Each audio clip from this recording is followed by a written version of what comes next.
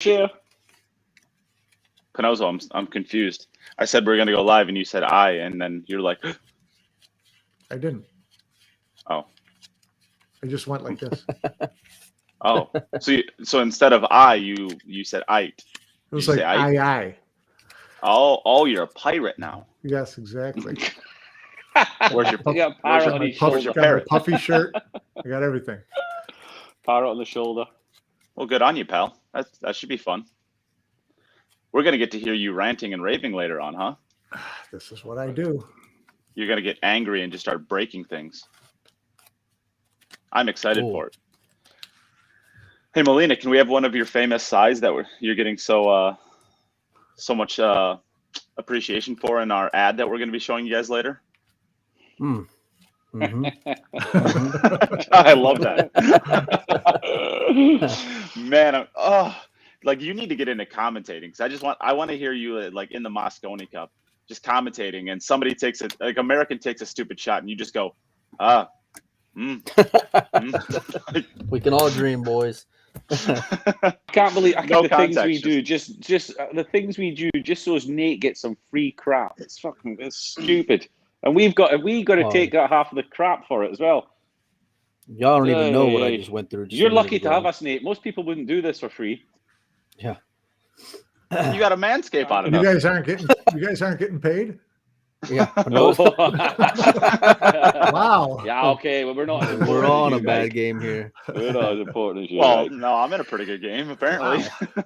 You're in a great game. Oh, stop it, Jim. All right, let's get down to business. We got some fun stuff to talk about today. So, last week we did the podcast, and Mike, you were actually Molina, Mike, you were actually in South Carolina for it. And you looked a little distracted while you were down there, but you trooped on, crushed it. So tell us how it wrapped up. How was it being there? Well, I can't tell you how it wrapped up because I took off. Sunday, early Sunday. So I left during all the mayhem, and that's putting it mildly because there was a lot of mayhem, and it was a lot, man. It was a lot for the players. It was a lot for the guys working it. It ended up being just a marathon. I know a lot of guys are burnt out, but we had some really great champions. Oliver taking down Filler in 2 sets. I think he also beat Shane, if I'm not mistaken, in the Hill. Yeah. Mm-hmm. Can Fedor, I brag for a second? Yeah. I joined the Sweat podcast. I want to say last Tuesday, way before the 10 ball even started, and I was asked a question basically, and my answer to it was kind of like along the lines of who's going to be the next greatest player in the world, and you can go back and check it. I said that in 2 years' time, Oliver Solnacki is going to be a top 3 player in the world. Okay. Here's the start. He won a bar table tournament. Relax, buddy. You heard it here too now. even won a bar table tournament. No, but he played fantastic, and he's playing fantastic, and I'm not taking anything away from him. But Neight's a little early to go, and he's already crowning him. I'm not crowning him. I'm saying in 2 years' time, he's going to be one of the 3 best. You heard it here first. Remember it. I don't care. He's going to be a good kid. I said the same. You can check it. I said the same thing about Aloysius Yap a year ago on this podcast. Well, about a year and a half ago on this podcast too. I said the same thing about him. Anybody that breaks through. You mentioned like 40 players. No. What are we talking about? One of them's going to be right. You find there's a period. Listen, anyone who breaks to the top, you find that the period where they're being discussed more than just once. And we've talked about Oliver at the World Championships. Now he's snapped off this tournament. Let's just relax a little bit and see it gets on within the next year, but you don't know what's going to happen. There's a lot of them around, but he's obviously doing the right things, and Well, the reason I say that is because I've spent some time around him. We'll see how he develops. I've spent some time around him. I'm telling you what, like even when he's messing around, just like banging balls around, like you see the focus that exists in him even when he's messing around, and it's rare. Like he can have fun, he can mess around with his buddies and hit some balls. His cue's like all the way over here too. It's the oddest thing. Mm-hmm. Like he's just way over here. Yeah. But like even when he's Even when he's he's a practicing, fantastic player. I'm telling you what, like the focus and the desire that I see in his game when he's messing around, it's like, it's special. That kid's going to be an absolute tear. We saw that at the World Championships as well. I mean, he came up against some top players, and he came up against Shane in the later stages, and he wasn't fazed by anybody he played against. He just played his own game. He played at his own pace. He wasn't rushed. He wasn't pushed into doing anything he didn't want to do.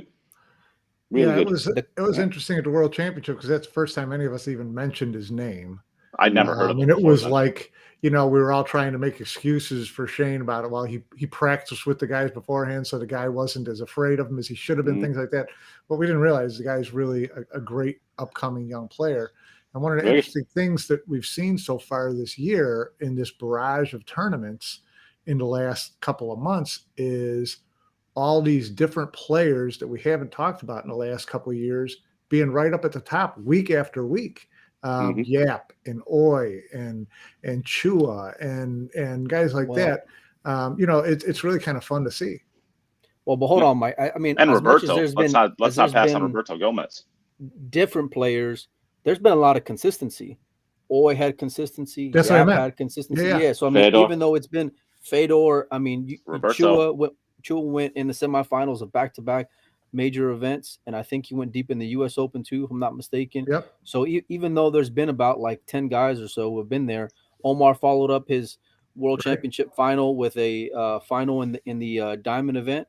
So there's been a lot of consistency, but a lot of different names that maybe we're not used to seeing, or maybe aren't like as vogue. It's made it a lot of fun. It's not like they were here one week and gone the next. They're holding that level, which is really cool to see. But he's solid, man. That kid's fearless. And you're right. Like the player doesn't get the better of him. Like Shane doesn't go and terrify him. Filler doesn't go and terrify him. Like his game is the real deal. I still think the most impressive part about his World Championship run was not beating Shane Van Boening. It was going out there and beating Francisco Sanchez Ruiz right after. I mean, how easy would it be for him to just be, oh my God, I just beat Shane Van Boening. This is great. And then go and roll over and die in the next match. He didn't do that. He went out there and won his next match too. That's impressive. But that's what I mean. He doesn't care. It's Shane Van Boening. For him, it's now I've got to go into the next round. Yeah. It was just another round. Or that's the impression again. What he's feeling inside. Some players, they hide it very well. What he's actually feeling inside. He's quite an introverted kid by all accounts. So he doesn't show much emotion anyway. And some are very good at just hiding it. Maybe inside he was just bubbling and wanting to go outside and scream, "Well, I've beaten Shane." You don't know. He's very happy-go-lucky. He didn't show it. It didn't look like it. Yeah, he just looks like a happy kid that's just happy to play pool. Yeah. And that's the thing at these ages. Filler was like that when he was that age as well. It just looked like all he wanted to do was play pool. And he's still. I think Oliver's just as old as. To a certain extent, does look like that. But these young kids. I think Oliver's like 20. More experience in it. But Filler's now expected to perform kind of thing. So that will always eat away at the fun side of it a little bit when there's expectations. But it's different though, because now you have expectations. Like when Filler was coming up, it was he was free rolling because there wasn't any expectations, But once you go and you are the guy being hunted like the Shanes of the world, then it puts extra pressure on him. Yeah, absolutely. But I want a word about Filler. He lost in the first round and went into the B side, and he played 16 hours straight. 16 hours straight. To get to the final, and then he won the first set against Oliver as well. And I'm not sure if it's just fatigue or just a long day that's got the better of him. But it's the list of players he beat. That was after a long week, though, Jim. Like there was a lot going on that week. These guys have been playing consistently. They must be destroyed. I mean, come on. Yeah, I mean, there's only so much you can play. 16 hours in a row he played after winning losing his first match, and it was like something like 14 matches or something. It's just insane to get to the final. Absolutely. So I don't care if it's. I guess to pull this full circle, I don't care if it's a bar table. Oliver's going to be a beast, and I'm predicting it right now. Okay, flip. So listen, we'll do a last all longer. I care about. We'll do a last longer during the international. And you can have your man Oliver, and then no. I said in 2 years' time he's going to be a top 3 player in the world. I didn't say next week. I didn't say next month. I said in 2 years' time. But listen, with his I'm work, joking around, but he's really playing. He's really playing consistent. And like Jim said, it's easy to go and get fatigued. I mean, he wasn't playing in the one pocket, and I don't know how he did in the banks, but he was playing there. And he was there all week long. So and he's been traveling and doing the whole circuit like everybody else. So. And that kid's the real deal. Yeah, we're going to be talking. I think they're doing an exhibition. It's going to be Mario He and Oliver Solnacki versus Alex Kazakis and Dennis Graba. So that'll be pretty cool. And we'll talk about that a little bit later because I think that's being put on by your boy, right? Your ex-boy, your ex-lover. Yeah. You guys. Yeah. You guys are in a little bit of a lover's quarrel right now, right? Yeah, because he messaged me like Sunday night, and he's like, "Oh, we had a piece of Oliver in the Calcutta, right?" And I said, "No, we didn't. I did. I had a piece of Oliver in the Calcutta. We did not, but I did." So he wants to mention it as Oliver's playing for like third place money, which is something like $6,000. And I'm like, "No, we didn't have a piece. I did." So anyway, I'm still a little bit. Listen, you know how to make it up to him. You know how to make it up to him, and then everything will be good again. Send him a Manscaped. Buy him a Manscaped. There you go. His balls will thank you. He will thank you. He will thank. Buy him a Manscaped. His balls will thank you, Mike. Ship it. Ship it. Don't worry, we're going to be talking about the Manscaped later on. You guys don't have to worry about it. You'll figure it out eventually. So really quickly, we'll say hi to everybody coming into the chat room. Scott, Linda, Kyle, Eves, Tom, Ronnie. Thank you all. And if you guys are just tuning in, please give the stream a share. We should be streaming to more than 27 people. So please give the stream a share. Either that or people don't like Panozzo, one of the two. I don't know. Maybe we'll I get blamed for most everything anyway, so it's good. And Tom Kosher wants to know when myself and Tom are playing against Molina and Neight at virtual doubles. Well, I don't know how good Molina is, but he's gonna have to be bloody good. We're up against it. We're up against it there. Yeah, you're struggling. We're in a bad game. You virtually played yesterday and you lost. You need weight. We're up against it there. All right, so let's actually talk about the events. There were a ton of events. I mean, it's almost like a Derby City Classic doubled. There was a crazy amount of events. I couldn't keep up with it. Yeah. We'll start with I guess the 10 ball because we already talked about that one quite a bit. The 10 ball was won by like we said, Oliver Solnacki. No, 9 ball. Or the 9 ball thing, yeah. Oh, yeah. The 9 ball, yeah. Sorry, the 9 ball. The 9 ball was won by Oliver Solnacki. Second place went to Joshua Filler. Third place had to have gone to Shane. From there, I don't have the bracket up in front of me. Does anybody remember the? I'll see if I can't pull it up. No, I only saw the list of the players that Filler beat going from the losers round all the way 9 through. Ball? I think it was Kazakis. I think I got 4th, if I'm not mistaken. Okay. Because my buddy had a piece of him. Strong field. Very strong field. Did you have a piece with him? No, he didn't cut me in. We were bidding, and then he's there bidding me up. But I mean, the European guys are hilarious, though. All 4 of them were just fantastic the whole week, and they all played really consistent. And they were in. I think Oliver played Kazakis to go and get into the hot team match, which was funny because they're road partners, But they're all solid guys. Yeah. Aloysius Yap got 4th. Alex Kazakis and Nayuki Yoy get 5th, 6th. Jeffrey DeLuna, Eklund Kachi gets 7th, 8th, and 9th through 12th goes to Roland Garcia, Fedor Gorst, Miensko Fortunsky, and Dennis Arcoyo. And 13th through 16th, Roberto Gomez, John Morris, Sky Woodward, and Alex Calderon. I mean, what a monster field! Like, oh my God, Victor's the next one. You have Warren Kiamko, Billy Thorpe, Scott Frost, Victor Zielinski. I mean, there's just monsters all the way down this list. It's just absolutely incredible. Like Dennis Graba gets 49th through 64th with Mickey Krause. It's like, how tough was this tournament? It's just insane. Jason Shaw's down in 65th through 96th. This tournament's brutal. Bar table. Bar table. Bar table 9 ball. Yeah. I mean, should it even be played? Yeah, here's Joshua Filler's. Here's Joshua Filler's lineup. Loss. Win. Win. Win. Win. Win. Win. Win. Win. Win. Win. Win. Win. Win. Loss. Literally. That's a lot of wins. That's not 16 hours of continually playing. I saw a photograph of him on Facebook when he was done. He looked like in the Bomboni match. He was just slumped in his chair. Quick, somebody get him an IV at McDonald's. Yeah, no, somebody get him a Big Mac. Just IV, just straight into the blood of melted down Big Macs. Yeah. So great field there. I guess let's move on to We can move on to whichever one I find next, which is going to be the ladies 9-ball. So that's actually pretty perfect. Allison Fisher, 2-time winner there. We're going to talk about that later on. Beats Christina Tkach in the finals. Monica Webb gets 3rd place. Mary Tom gets 4th place. Carolyn Powell and April Larson get 5th, 6th place. And 7th, 8th goes to Janet Atwell and Jeanette Lee.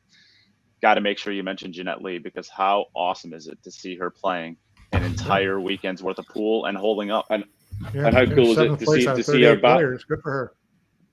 Yeah, it's a good result, and we got the matchup that you kind of want to see as well with that. She got to play Allison in the quarterfinals, so the last 8, which was quite cool, I think, wasn't it? Yeah, great stuff. Pretty cool to see them battling again. I'm pretty sure they enjoyed it as well. Yeah. I didn't get to watch any of the matches. Did anybody here? I'm sure, Mike, you watched a couple of her matches, or did you leave by then? No, I was able to sweat some of them on Saturday, I think. Yeah. Well, I mean, listen, after the years she's been through, she looked about as good as you can. You know, she still has the fire in her, and you can see it, and she still has expectations, because she still can get frustrated when she's not getting where she wants to be at. But just from a fan's perspective, I mean, it was amazing. And I don't know how else to go and put it. She was moving a little bit slow around the table, which is totally understandable, but the desire and the focus was definitely there. And, you know, she still knows how to hit a ball straight. So good for her. Yeah, she still had a couple of highlights too. She did. Yeah. She still looked good over the cue. It's not like it didn't look like she was out of line, like that her body was giving her any sort of difficulties as far as getting over the cue or playing. I watched one of her matches. I think it was one of the earlier matches. She played against a young girl who looked quite out of her depth, kind of thing, and it wasn't a great quality match. But she looked like she was hitting the ball pretty good, you know. And I mean, she wasn't running racks or anything like that, but you know. This is going to be the thing. She has to, if she wants to. I mean, nobody knows other than her whether or not she wants to try and make some sort of real comeback, and then it's going to be a case of managing her expectations. Like Mike said, she's going to get frustrated about stuff. That's the competitor she is. So just, you know, she just needs to take it easy and just, you know. I think she's just out there enjoying it. I saw during that match she was laughing with the crowd and stuff like that, and she was obviously enjoying being out there, which I think is the most important thing. It's just great to see her back playing again. Doesn't really matter how she plays, as far as I'm concerned. Until she decides that she wants to really be competitive again, then it doesn't matter how she plays. Just want to see her playing. Simple as that. Yep, I agree. So let's move on to, that was the women's 9-ball. Let's move on to the 1 pocket. Dennis Arcoyo wins that over Sky Woodward. Evan Lunda gets 3rd place. Alex Calderon gets 4th. And 5th, 6th goes to Shane Van Boning and Roberto Gomez. 7th, 8th goes to, it only says one person, Fedor Gorst. Why is there no 2nd, 7th, 8th? Who knows? But there's only one 7th, 8th placed. And I wanted to get down to Fedor because I think he's a heck of a lot better 1 pocket player than he gets credit for. And this is to go to what we were talking about last week. I still don't see why him and Devin Petit are playing. Or I should say, even up. Well, we'll see. I just wanted to point that out. We'll see. But I mean, this is it. I mean, I'm not a 1 pocket expert, but one thing I notice is when there's been a 1 pocket tournament and you read out the Roll of Honor, there's always players on there that are for me, surprises to hear in a top 8 of any tournament kind of thing. But that just shows you that 1 pocket is a bit of a specialty thing. Devin Petit, I don't know him. Maybe he's a 1 pocket specialist and he can give Fedor a real proper game. Maybe Fedor is the underdog. You don't know. It's such a specialist game that I can't call this game, but yeah. Yep.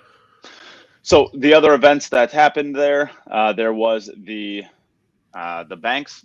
I would never call for winning that one. Yep. The Banks pool game. Mike Molina, you want to take that one on? Yeah, I mean, Jay Hall played fantastic, but I mean, really, the story for me was Fedor.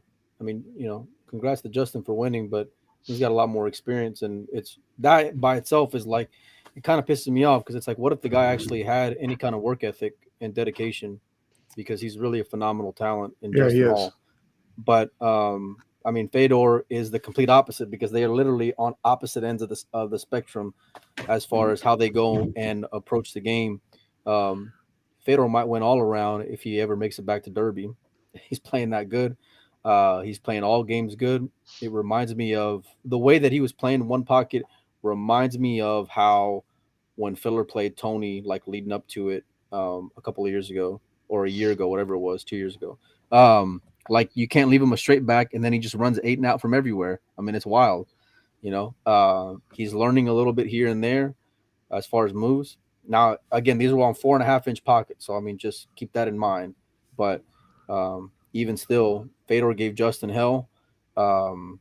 He's not going to go and hit, like, he wasn't as creative as Justin can be as far as Banks, but I mean, he can hit a one railer, consistently. So it was a lot of fun to go and watch. But both of them, and Fedor got second place. Like, and I don't even know how many events. The doubles, got second place in the 10 ball, second place in Banks. He went deep in the one pocket. Like, the kid's just phenomenal, just an all around talent on the pool table. It's incredible. I bet he could play he's one of the few players that I could look at, and I bet he would be an amazing snooker player too if he wanted to be. Like, he's just that level of cuous that he could do whatever he wanted, seemingly. That and his work ethic. Yeah. So then the last event that we'll talk about, and I thought this one was probably the most interesting of all of them. I didn't buy this stream. That's just pretty expensive for 6 days, and I don't know. I'm sure it's a great stream, but that's pretty steep, what they charge for it. But if I would have bought it, it would have been for this event, which was the Scotch doubles, mixed doubles. Shane and Allison beat Fedor and Christina in the finals. The fillers get third, I believe. Is that right? No, Alex they got and fourth. April. Alex and April get third. Yeah. So then Joshua Filler and Pia Filler get fourth. And that looked really, it looked like a lot of fun. I mean, I think I would love to see more events like that. And maybe if Predator ever, gets their tour really going well, they can incorporate a ladies division into all these, and they could do an actual, Jim got frozen. So we'll get him out of here for now. We'll get him back in a second. I would love to see more events like this. I thought they were a lot of fun. Yeah, no, those are great. I mean, that's a great format. Men and women doubles, Scotch doubles, trading shots. I mean, that's cool stuff. The interaction between them is great. They have a little more fun with it because it's not, Mosconi Cup doubles type of thing. So there's not the pressure on it. But yeah, I'd love to see, if they could get the men and women playing professional events together side by side, incorporate into that into every event. I think that they would draw good crowds, and I think it would be a lot of fun to watch. I don't know, man. I heard Beretta got in Dennis's ass for not taking it so seriously. Maybe being a little too lighthearted with it. I'm not Jennifer saying that they shouldn't take it. And they all want to win. They should take it seriously, but it's not, it's not life and death. But yeah, if you're just, rolling your eyes and walking away and taking goofy shots, then yeah, you should get your ass handed to you. Dennis doesn't always play so well with partners, though. Like historically, as great as he is, it's won the World Cup of pool. Well, yeah, but otherwise, if you ignore all the times that he won with a partner, that was the only time I know of. So, yeah. Same with Alvin. Him and Shane got robbed in the Philippines. They were playing a Philippines tournament, and him and Shane got robbed by like a 13-year-old, like by a 13-year-old like Cheska. And I forgot who the other kid was. He ended up being a monster, but at the time he was only like 12 years old. Literally, Shane and Dennis in their prime got robbed in the Philippines playing a doubles event by a 12-year-old and 13-year-old. Can't make it up. No, that's good stuff. So tell me, as long as we're still on the Diamond Open, what was the mayhem you were referring to on the last day? Just all these events finishing at one time, or just?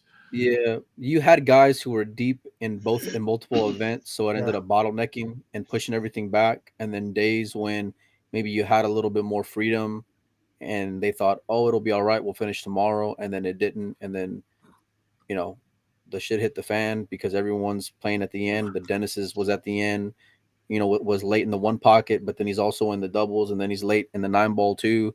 Fedor the same way. I know with some of them, they were pretty much telling them like you'd have to go and pick one if your match got called at the same time.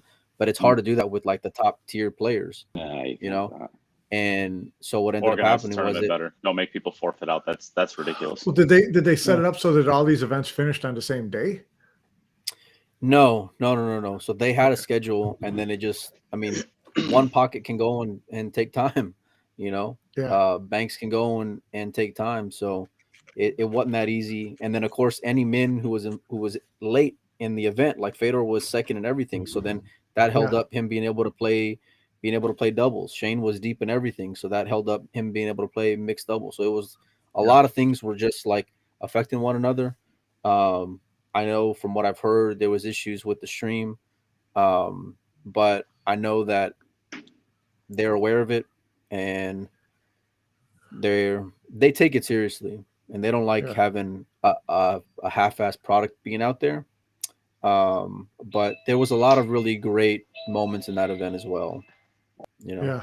Yeah. Bye, Jim. Well, it sounds like it was the Derby dance on steroids. Yeah. I think Molina just like zoned out for a second. No, I was reading a message, but no, I mean it's tough, man. You know, you got so many things going at the same time. And it wasn't just the players who were there from beginning to end. You had the people who were running the event there, and it was a great team of people who were running the event. But they were there from 9 a.m. until the last ball was dropped at, you know, sometimes at 3:30 in the morning. Like, that's tough to go and fade 6 days in a row. Oh yeah. You know, and then tensions start rising. You start getting more annoyed because you're sleepy, or you know what I mean? Like, it's a lot of things can go and happen. And at the end of it, like, it was great to see all around event, but I know that if it's going to happen again, they're going to do a lot of things differently. So, but I think it's got a lot of potential. I mean, personally, for my money, as much as I love the room and the room was fantastic, like, we're in the middle of nowhere, man. Like, I couldn't even get a damn Uber to go to the airport. Like, it's like you're a predator. It was like you were in a Predator event. I'm not going there, buddy. Battle Creek, Michigan. I still don't know where it is. Yeah. I don't even know where the event is in Ohio. I have no idea where that is. But so I guess the one thing that I wanted to talk about really quickly, because I thought it was a little bit interesting, the 9-ball event. Pia has to play Joshua Filler, or maybe it was a 10-ball. The 10-ball event, I think. Joshua Filler has to play Pia Filler, and instead of playing, and it's deep too. Like, she ends up placing maybe 9th through 12th or 7th, 8th or something like that. Pia has like the tournament of her life. Gets really deep in the tournament, has to play her husband, and instead of playing him, they just forfeit. So I guess a discussion I want to have is, like, Pia Filler's literally on the tournament of her life. She's a great player, but like in a field like that, like she's overachieving like crazy, and now she just has to forfeit out of the tournament, because if she does have the match of her life again and knocks out her husband, you know, Joshua Filler can snap off that tournament from there. She probably can't, but she's also not supposed to be that deep in the tournament. So what do you guys think about that? You know, it's happened before. I mean, it didn't happen too deep in major tournaments, but Oscar's thing with his dad was always, you know, if he draws his dad forfeits. They've never played each other in a tournament. And, you know, especially on the West Coast, the Reno Open, places like that, they ran into each other a lot. And it's just one of those things. I mean, that's as an organizer, or a tournament director, you can say you can't forfeit. I don't know what you can do to stop it, but, you know, she made a decision for them. I mean, she's the manager, she's the money manager. She's looking at that as much as she is, you know, her trophy chances. So I don't think anybody's going to question it's the right decision, right? I mean, as far as making them the most amount of money, it's just I mean, I guess I'm looking at it from like her perspective, and I think it's just a bummer that she's having maybe the tournament of her life, at least in the States, and, you know, she's beating some amazing players, and now she just has to like just forfeit out of the tournament so that, you know, I mean, I'm sure if you've played pool long enough, you remember that one tournament where you just beat monster after monster that you're never supposed to beat, and you get deep into a tournament. And just imagine if, you know, you lose your first match and then you have to forfeit your next match because. Well, she gets to say she had that kind of tournament and didn't lose. You know, I guess she forfeited out. I mean, you know, I'm sure that she was, you know, I'm sure she got over it as soon as Josh finished second. All I'm saying is I hope that if, when they're arguing and they're fighting for whatever reason, that she just looks Josh dead in the eyes and said, I would have snapped off that tournament. You didn't, so I don't want to hear it. No, Mike said it best. It's 1,000% a business decision. I don't think that don't get me wrong. I think that they take pride in trophies, but they're about the money. Yeah. They want to go and make money while they're here. It's a business, 1,000%. And I wouldn't say she played over her head, because she's a great player and it's a bar table, and bar table is the great equalizer, where anybody can go and have a decent run and snap off some champions, especially with the format, 9 on the spot with a template, and then you're playing a 3-point rule on a bar table. So anything can go and happen, and you're playing alternate break. But I mean, the guy ended up going to the finals. I think it was a pretty sound move. At least he had a swing to it win would have been worse money. had they played and half-assed it. For sure. Yeah. So they did the right thing. Yeah, absolutely. Yeah, and I'm looking at it now. I think it must have been the 9 ball that they played in, but I'm not sure why. I got to figure out where this is at now that this actually happened. I thought it was the 10 ball, but I don't see her name in the 10 ball. So no. I mean, they're pretty smart. So she's been playing in bigger events. Like, she played in the U.S. Open. She played in other decent events. And she wants to go. You can chalk it up to getting seasoning or getting experience or whatever it is you want to go and do. But at the end of it, like I said, if Josh is in the final and he's taking a swing at $16,000 Calcutta money, like, I mean, I'd want to have Josh in there instead of Pia, and it's not a knock to her, but that's the reality of it, right, Mike? I mean, absolutely. Get the cheese, honey. Yeah, for sure, yeah. Yeah. So I just thought it was interesting. So okay. All right. Well, that I guess, is there anything else that we want to say about the South Carolina Omega event before we move on? I'm good. All right. Well, then let's move on. Melissa Little, I know when I have to play Mark in the tournament, we have to play it out. So she ain't rolling over for anyone. Absolutely. Melissa's not giving up anything. That's good for her.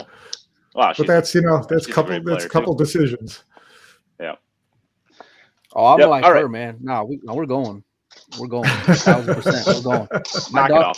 Knock it off. My daughters ain't winning a game. My daughters ain't winning a game. They're gonna win a game. And that might be the only. They might be the only people I can go and beat on the pool table. So I take those wins whenever I can. Yeah, for sure. Yeah, but I'm sending messages, boys. There ain't nothing easy in life. You know good and darn well that if you're playing against Tina, he's sharking them and everything. He's sharking them and everything, barking them out when they're making balls. I'm going for the donut, man. I'm not. They ain't getting the game. I'm telling you, they're not getting one game around here. Right? And if they do, they're grounded. Oh, for sure. We're on. I mean, like, it's gonna be an awkward dinner if they get a game. If they get a game, it's gonna be a tough dinner. Well, it's gonna be a tough dinner for them if they're not getting any for a week, right? Yeah. No kidding. Oh, Jim's got the wine out. Now we're getting sprucey, Jim. Oh boy! Don't make me break out my shaker. Wow! Here we go. Wow! All right. You ready for this? Let's go. All right. So before we move on, you guys are all in for a treat because we are now sponsored by Manscaped.com. And guess what? You guys get to watch our amazing right here advertising. Are you ready for this, everyone? Here we go. Well, guys, guess what? We get to do an awesome Manscaped ad. I've been waiting for this. You are excited. I'm telling you what, it's like a 3-year-old on Christmas morning, just waiting for Panozzo to be able to talk about the Lawnmower 4.0. And Molina hasn't even smiled since he found out that we had to do this. So how are you feeling, Molina? That's all I got. Jim, how are you feeling? I even prepared some before and after pictures that I'll post later on. Yeah, we'll post those to the to the page. I just want to know what 3-year-old on Christmas is using this. That's what I'm saying. What are you talking about? Yeah, Well, I'm just talking the not- level I'm of not- excitement. I'm not sure. I'm not No. sure the child reference is really appropriate. Wow. Yeah, Instantly kicked off. Yeah, it's exactly. That's think- like, you won't I think have I to do this again, Nate, because you just lost Yeah. your sponsorship. Well, until we lose it, let's talk about it. absolutely. So, you, as the viewer, can show your support for the Cue It Up podcast by going to manscaped.com, where you have the opportunity to get 20% off and free worldwide shipping with the code CueItUpPod. You could get yourself an amazing lawnmower 4.0. And Jim says your balls will thank you. So how do we do this? What is the Manscaped 4.0? The Manscaped 4.0 is the best men's below the waist grooming champions of the world. Manscaped offers precision engineered tools for your family jewels. Manscaped just launched their 4th generation trimmer, the Lawnmower 4.0. There it is, Jim. Show it off. Check that Damn. out. Molina's Hmm. like, It's sweet. Hmm. I promise The you, you fo- could shave the hair off a balloon with this.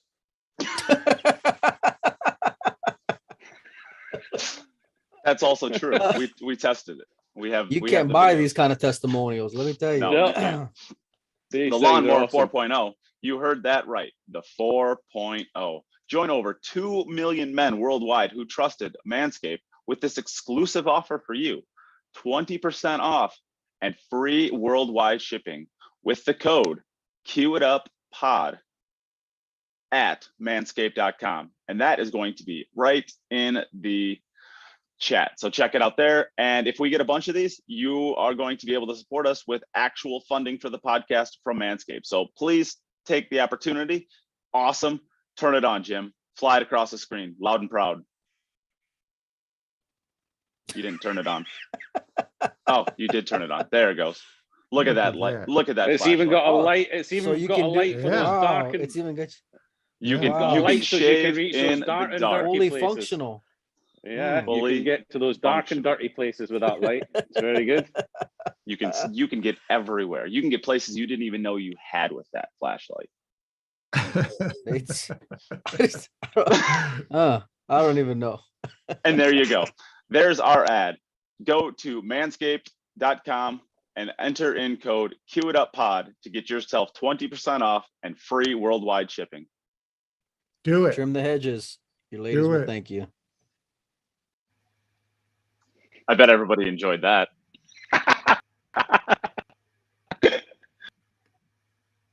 Is this live now? Are we back? Yeah, Are we that back? was- brilliant. We're back? That was gold. Just, That was that gold. was What gold. we- The final what it lacks- comment. Trim the hedges. Your ladies will thank you. That wins it for me. That. My phone's just blowing up with people wanting to go on sponsors now. I gotta go, guys.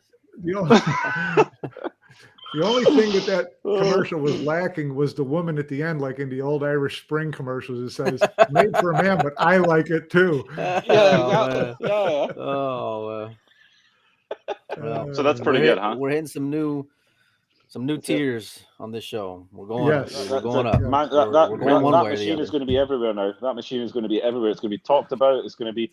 Wish will even design their own now. You'll be able to get a cheap version on Yeah. Wish that just hacks your Nate's- nuts off, And basically. sponsorship deals are going to be flooding in.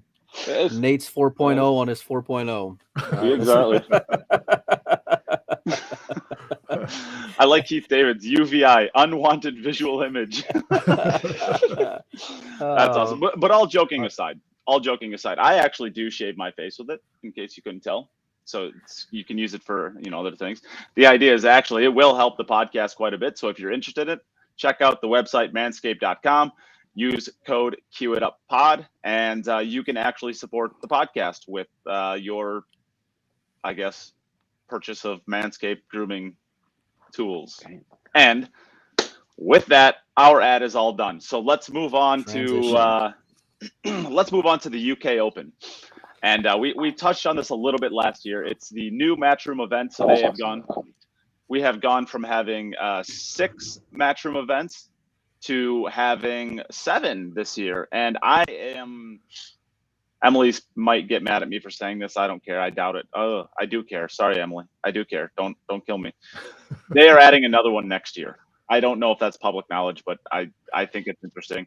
They're adding an 8th event for next year. So Matchroom is doing things across the board that are just, they're just blowing up. They're trying to make these things, huge. I mean, they're doing their job to get a lot of big added money events and real events around the world. So props to Matchroom. And I guess, Panozzo, why don't you take it on first?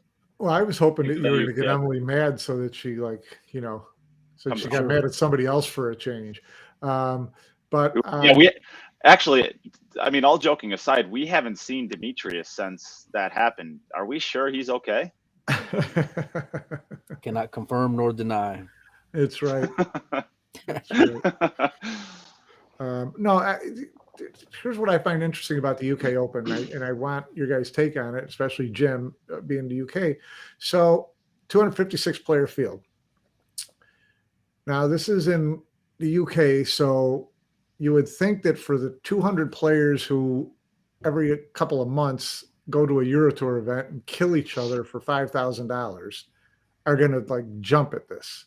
You would think that the English 8-ball players are going to jump it. You would think that the GB9 players are going to jump at this. You would think that there's going to be some snooker players where, the World Championships will be behind them. They'll have some free time. Maybe a couple snooker players will jump in on this.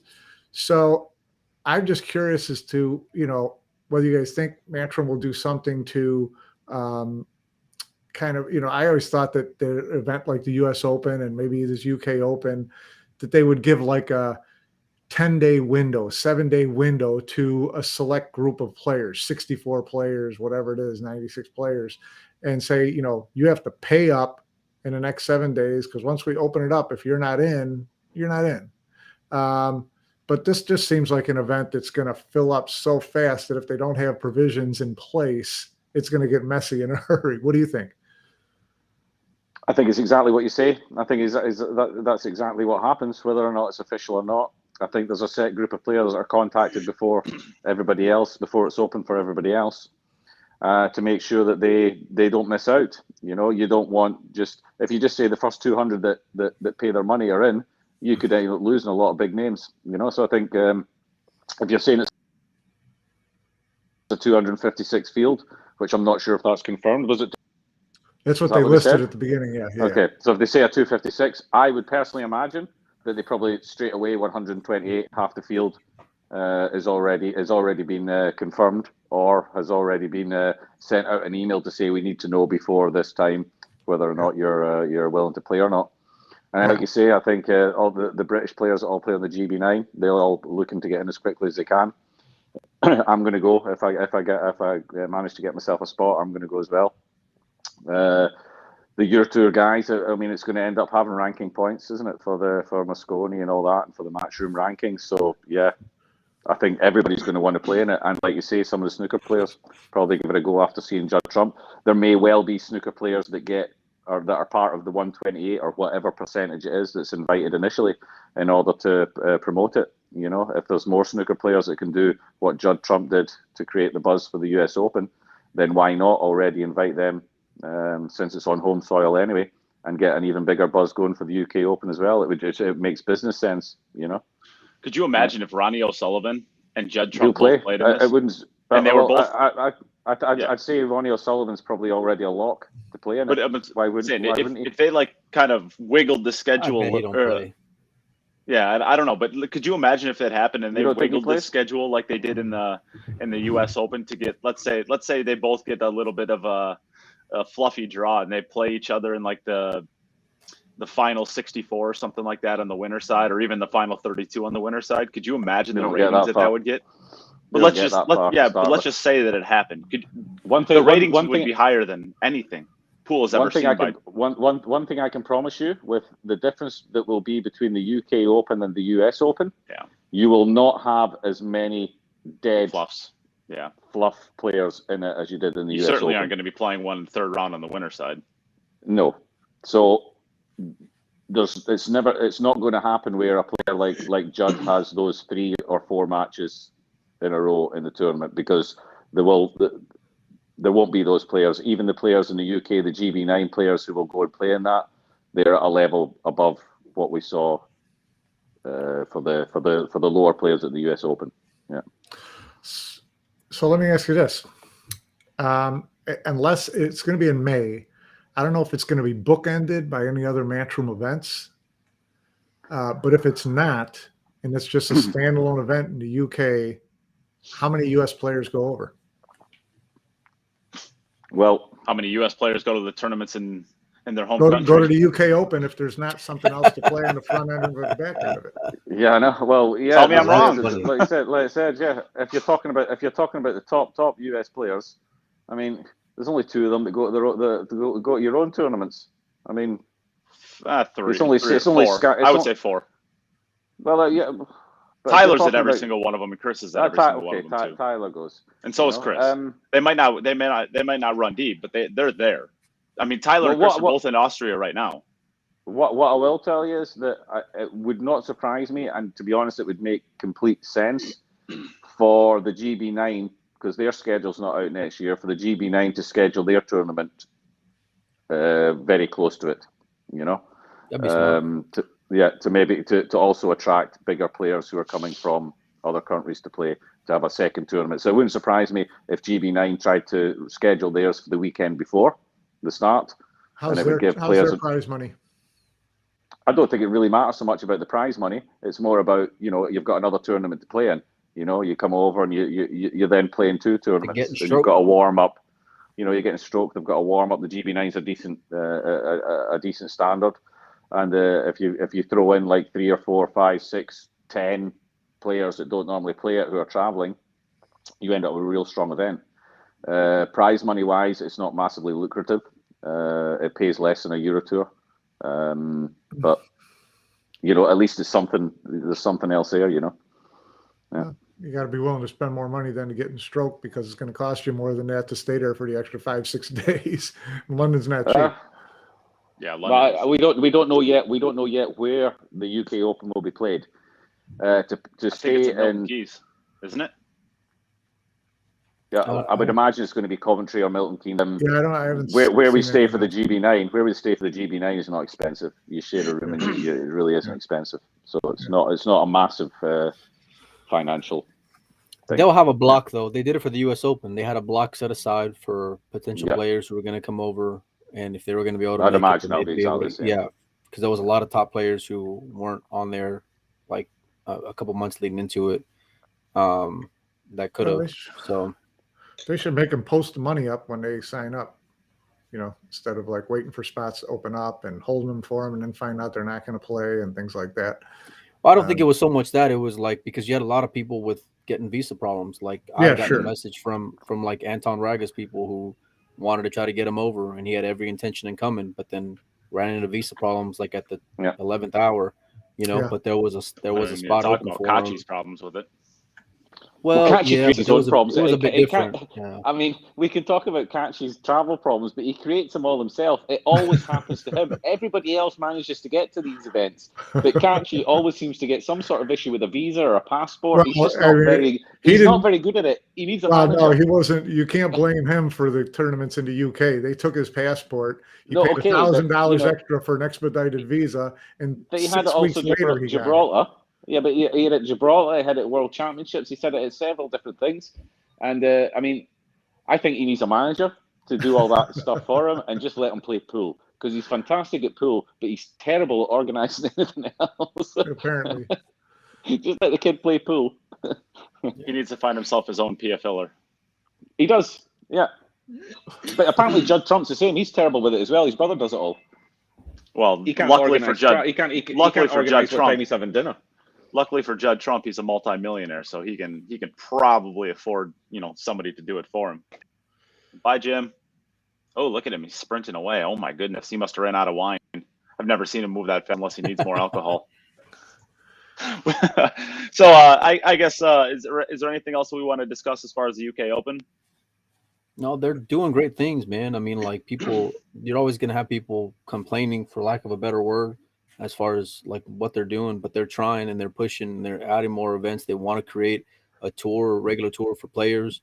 I mean, right now you got to go deep in order to go and make some money, but like they're trying to get something started. And unfortunately, guys are going to have to leave a lot of money on the table in a tough sport as it is in order to go and get in any traction. But listen, that's the only way, because they're going for the long game. It's not a short play by Matchroom. So agreed. Yep. I mean, you said it perfectly. I think great that it's happening. Give them a little bit more time. They'll be I think the only enough that I think on the USA note, it'll be the players who are aspiring to go and get on the Mosconi Cup. But if the ones who that aren't locks are pretty much the ones who are locks will be a little bit different. Yeah.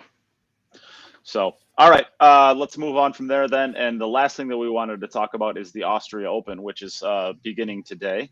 And Mike wants to jump up on his soapbox and just start ripping things apart. So I'm not even going to give an introduction. I'm just going to get out of your way, and I'm going to let you just start ripping. Yeah, no, go on, mate. We want to hear it. Get your box. I'm not going to rip things apart. I mean, the only thing that I was going to really complain about was we're going to give you a bigger platform. Come on. There you go. Right. Yeah, well, more. The better I look. No, have you shaved today? No, I have not. Not for the last couple of days, as a matter of fact. I'm very excited. I'm 63. It's the first time I've had a beard. Manscaped reference. So the thing about the Austria Open, and I'm more interested in hearing what you guys think about it, and that is, the size of the field. The women's event, which I did have a bitch about, but I think the WPA kind of fixed things. The women's event was originally going to be the Women's World 9-Ball Championship. And then because of all the COVID, all the protocols and places you could go and couldn't go, they eliminated that from it and just made it a women's Austrian Open. And the WPA decided that the winner of that event was going to be an automatic bid into the World Games, which is coming up this next July in Atlanta. Not Atlanta, or it's in the U.S. Alabama. Alabama. Yes. Yeah. And so, and I looked at the women's field, it's 20 players. And it's in Klagenfurt, Austria, and Jasmine Ocean isn't even playing. And Pia's not playing because she's still here. And, you've got that. So it makes no sense to have the winner of that get an automatic bid with the stars, right? She may be doing that. That might be it. And she's in the European Dancing with the Stars or something like that. Like she's in some TV show. So she's not playing, and Pia's not playing, and 20 players, and to have the winner get an automatic bid to the World Game just to me seems senseless. As soon as I was getting ready to make that bitch, I got an email from and Christina Tkach is still in the U.S. too, right? No, she's playing in it. She went back. Okay, so she went over. Okay. But I did get an email from Ian Anderson, head of WPA today, who said that they decided that the Austrian Open winner was not going to get the automatic bid. They were giving it to Kelly Fisher as the reigning world champion, even though that was 2019. Smart move. Glad to see the WPA do that. But then you get to the men's field, and it's only 59 or 60 players. And half of the Euro Tour is still in the U.S. because there's all these multiple events for them to play with, and which is good for American events because if not, we wouldn't have anybody show up to these things. They're on vacation playing pool in the U.S., so none of the Poles are there. Fedor's not there. Filler's not there. I think the only Polish players that are still in the U.S. actually are Mieszko, Konrad, and Victor. Right. I think all the rest of the Poles are. Yeah. Yeah, they're back, but these three didn't on there. go back. I'm sorry, Mika's in Austria. No, Babika. I saw Babika on there, but he's not like the one of the regular guys you see over here. Right. So yeah, I mean they've got so it's a lot of the European players, men players are here. The women's field. I just wonder what's going on with these events that they're not drawing more than they should. I mean, there's certainly been enough advance notice on it. The travel's eased up a little bit. So it's just a shame to see them go through these efforts. I mean, Europe is notorious for having the worst tournaments in the world as far as prize money payout goes. And here they've got a good prize money event.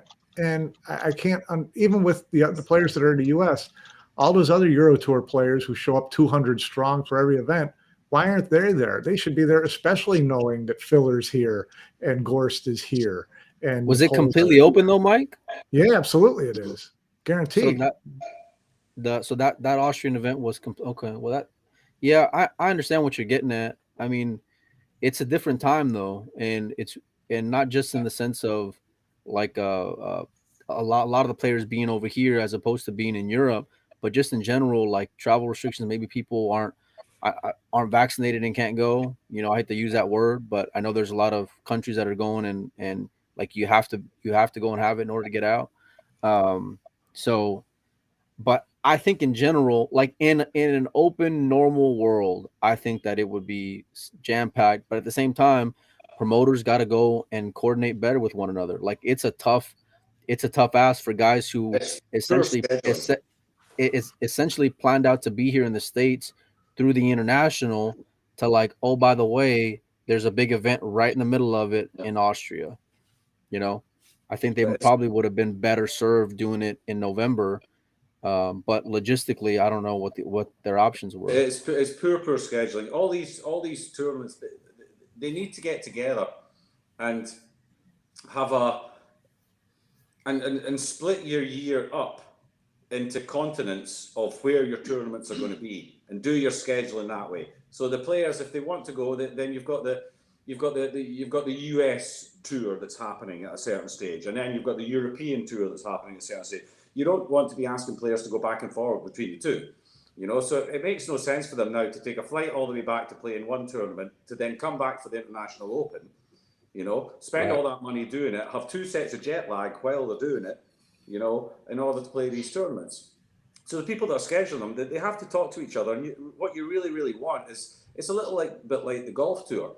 When the golfers, even the snooker tour, when they go over to China, it's all the tournaments for the whole year are played in that one period when they're there, and then they come back again. You know, it's not like they have to go back and forward. It's the same with the golf. You know, when you have the tennis, when they go to the US Open, they get through the entire US hard court season in that period, just running up to the US Open, and then that's the only time they have to go to the States. You know, and then.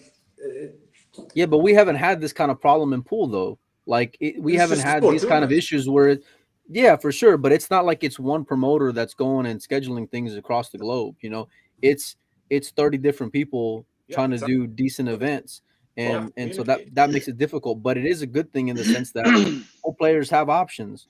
You know, but I would rather go and I'm like Mike. I would rather go and see like a super tough field and something like this. But logistically, you know, it has to go and make sense for them as well. Now, if they were getting paid better. You know, if they were doing all right, sure, flying across the country, across the world, no big deal. You know, they're athletes, they'll go and adjust to jet league.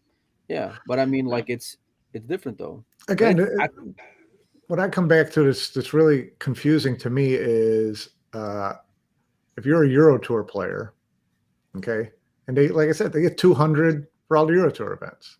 Okay, there's 10, 12 of them in the US right now. And they're playing for $5,000. Okay. And so that leaves about, 180 still left in Europe. Europe does not have the travel restrictions from country to country in Europe that they have coming over to the US. Why are there only 50 European players at this tournament?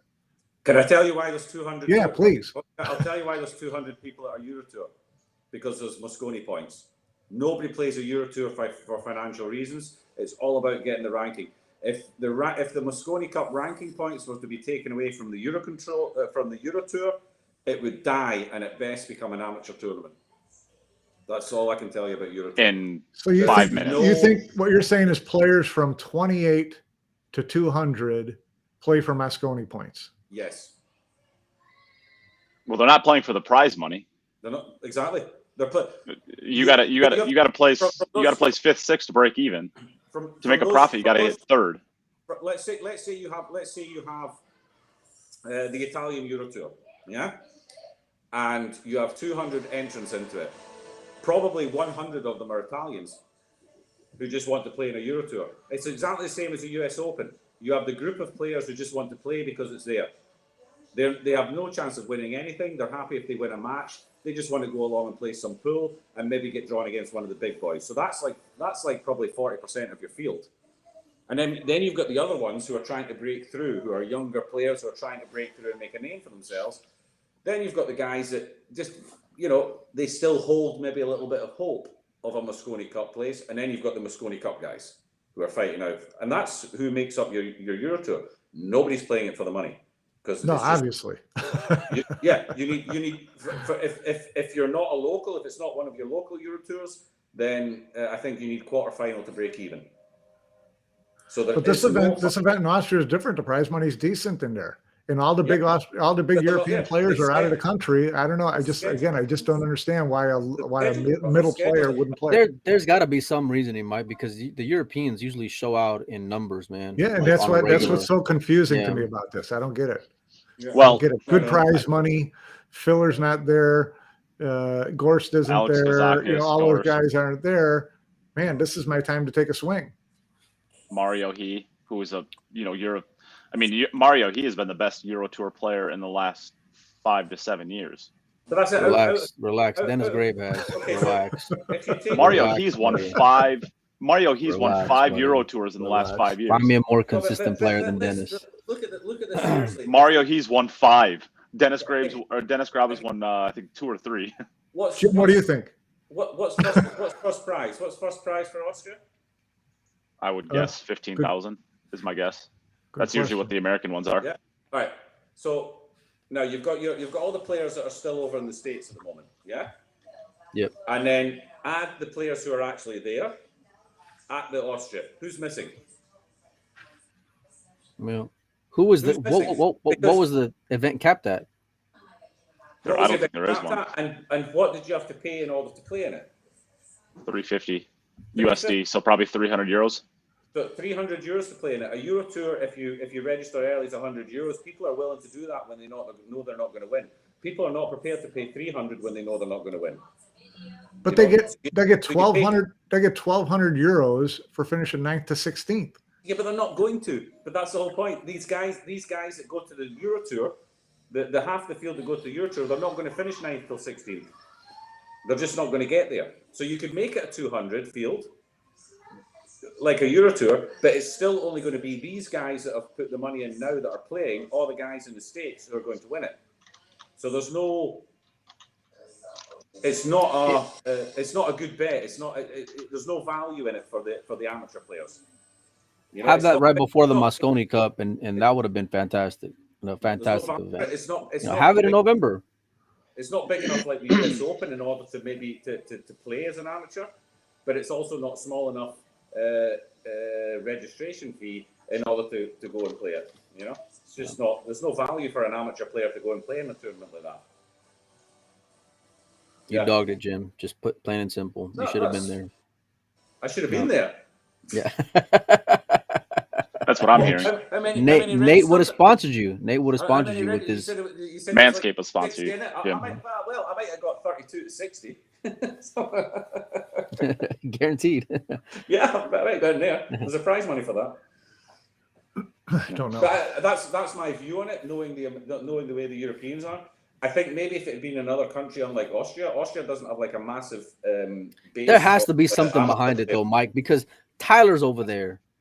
Tyler isn't. Yeah, I know why Tyler's there. Come on. That's the worst question you've asked yet. Becoming a man. Hey, Tyler.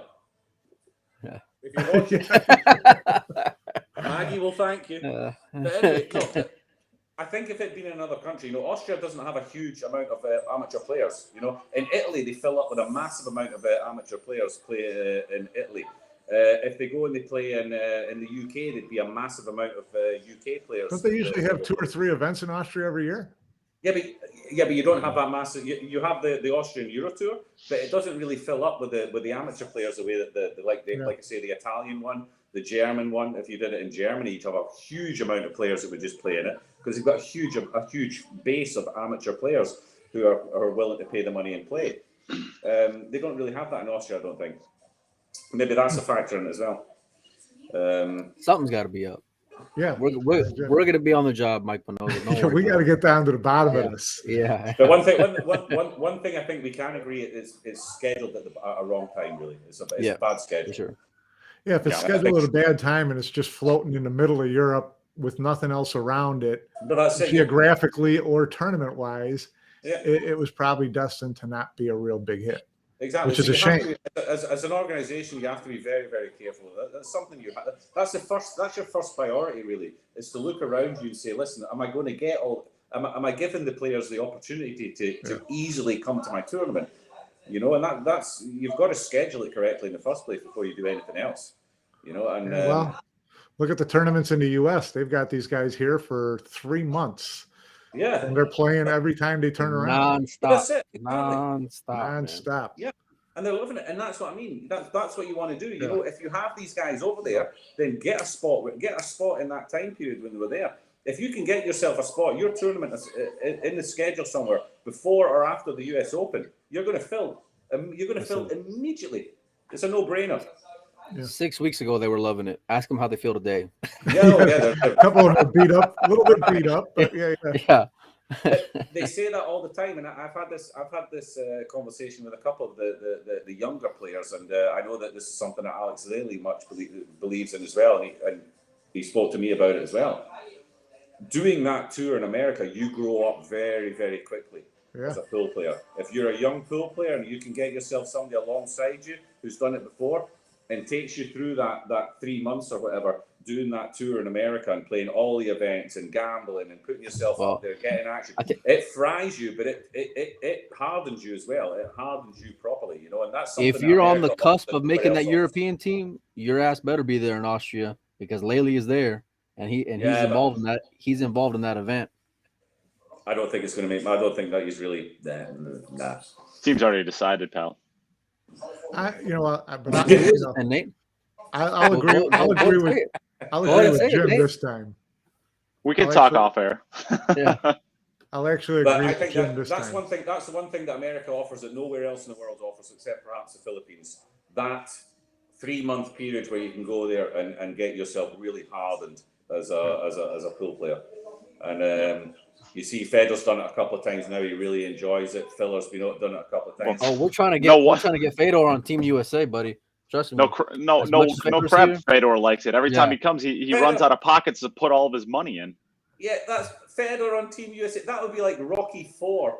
That would be like the Russian guy turning around saying, "Oh, you know what, Rocky? It's fine. Here, you have this one." No way. The Russians will never join America.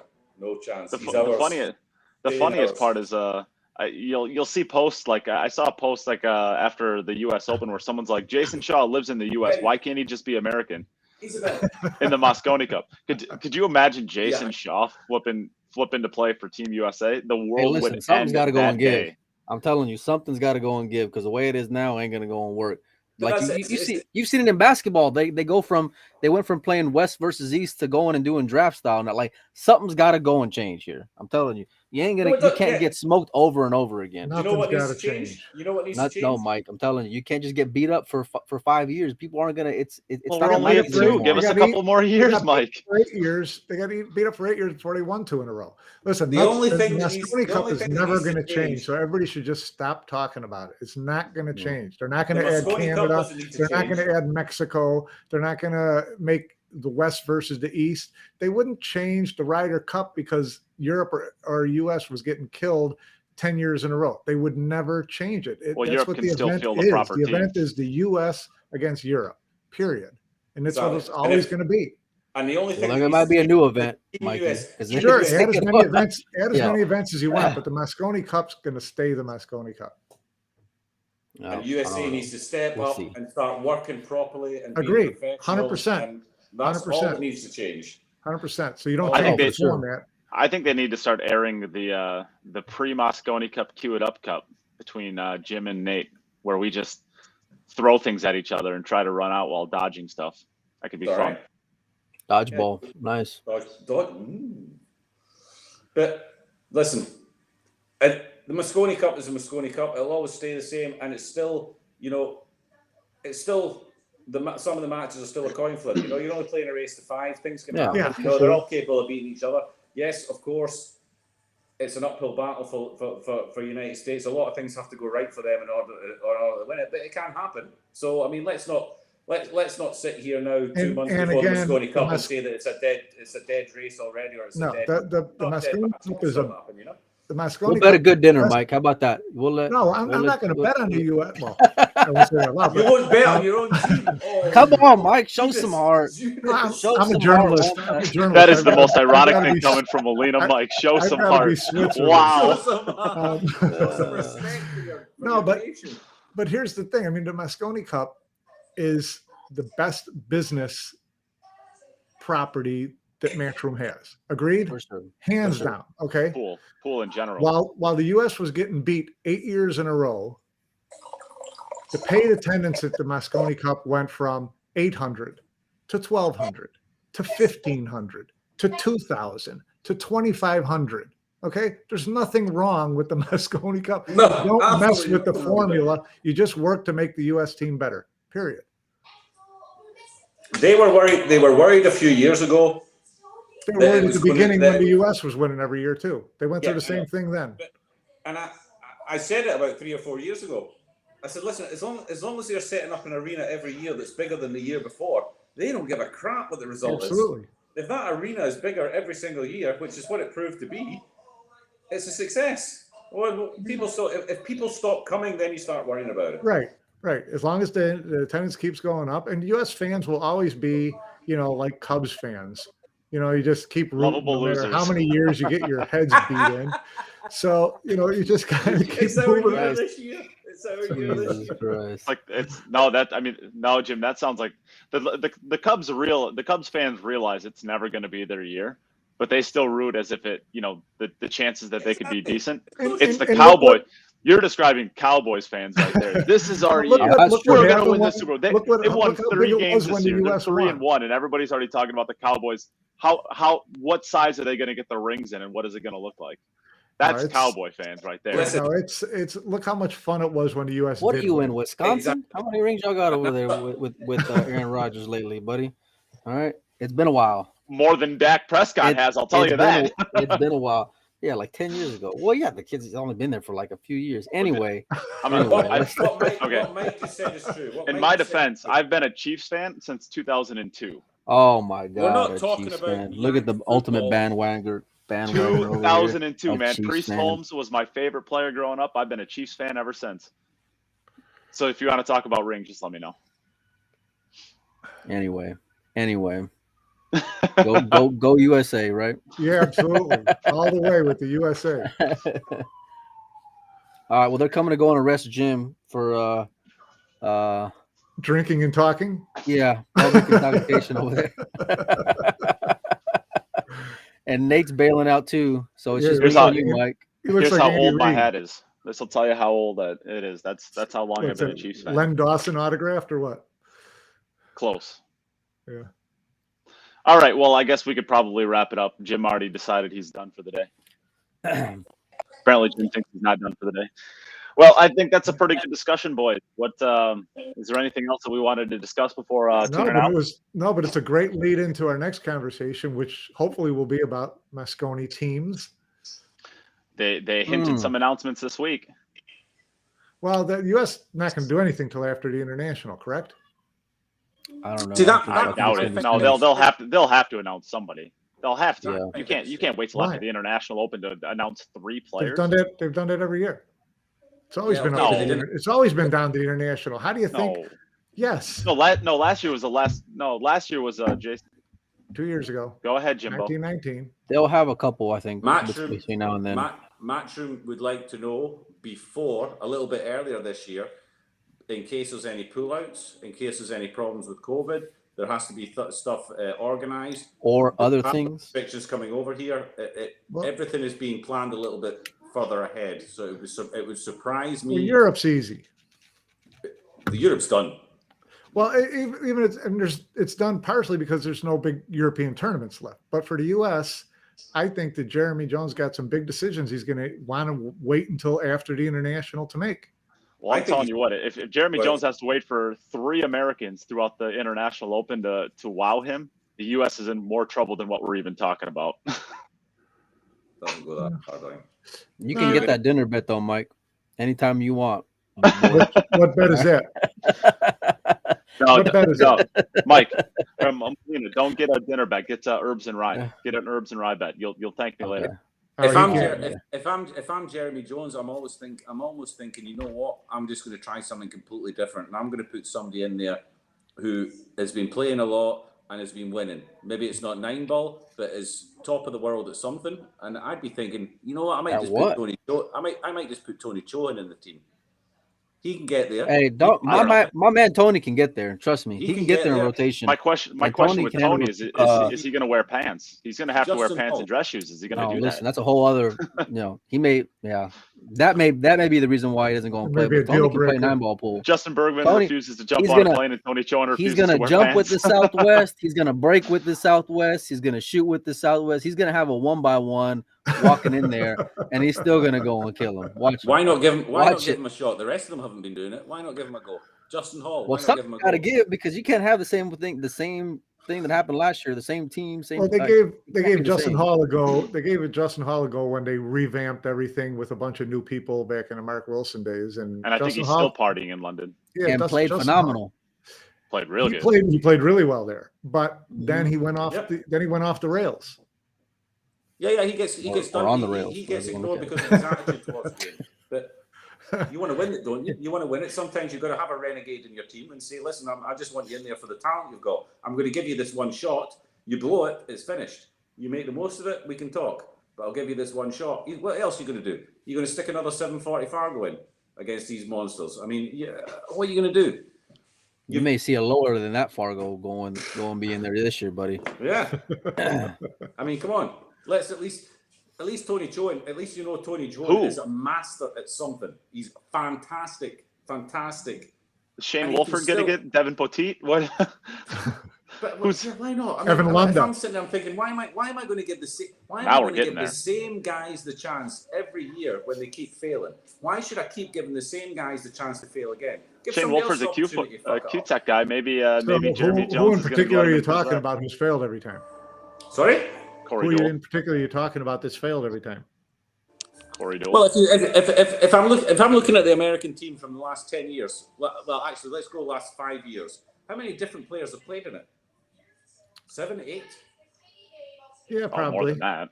Yeah, so a little bit. I mean, you got Justin. Justin's played in a couple. Tyler's played in a couple. Corey's played in a couple, and Chris has probably played 8. in one. Other than that, it's the core 3. Yeah, so you have 8 players in total. 8 players in total have taken up 40 spots,